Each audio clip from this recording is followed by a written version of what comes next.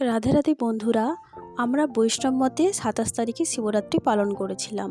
তো ওই দিন ভোরবেলা আমরা মঙ্গল আরতি দিয়ে শুরু করেছিলাম। যদিও প্রতিদিন বাড়িতে মঙ্গল আরতি হয়।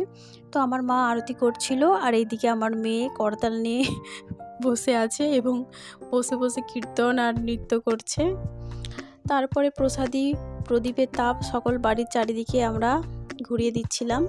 এরপরে একটু পরে আমি একটি ডাব কেটে নিচ্ছিলাম ভোলানাথের জন্য। ডাব থেকে জলটি বের করার পরে আমি রেডি করে নিয়েছিলাম পঞ্চামৃত। আপনারা দেখতে পাচ্ছেন, প্রথমে গোপালকে অভিষেক করা হয়েছিল, তারপর মহাদেবকে। তো গোপালের অভিষেকের ভিডিও আমি এখানে অ্যাড করছি না, আমি ডাইরেক্ট ভোলানাথের অভিষেকের ভিডিও আপনাদের সাথে শেয়ার করছি। অন্য কোনো এক ভিডিওতে আমি গোপালের ভিডিও আপনাদের সাথে শেয়ার করব। তো এখানে ধুতরা ফুল, অপরাজিতা ফুল, আকন্দমালা, বেলপাতা সব জোগাড় করে নিয়েছি।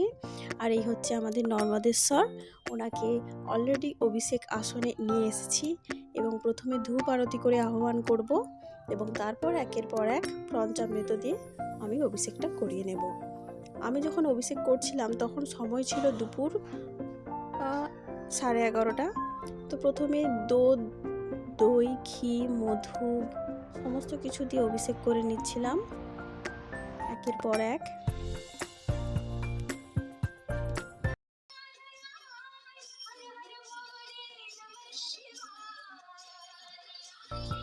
অভিষেকের আসন থেকে ওনাকে বেদিতে বসিয়েছিলাম এবং ভালোভাবে মনের মতো করে সাজিয়ে নিয়েছিলাম এবং চরণে দিয়েছিলাম বেলপাতা ও আকন্দের মাল।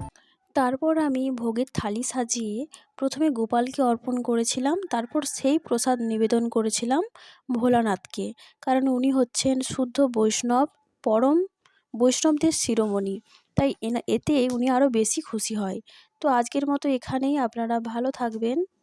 হরে কৃষ্ণা।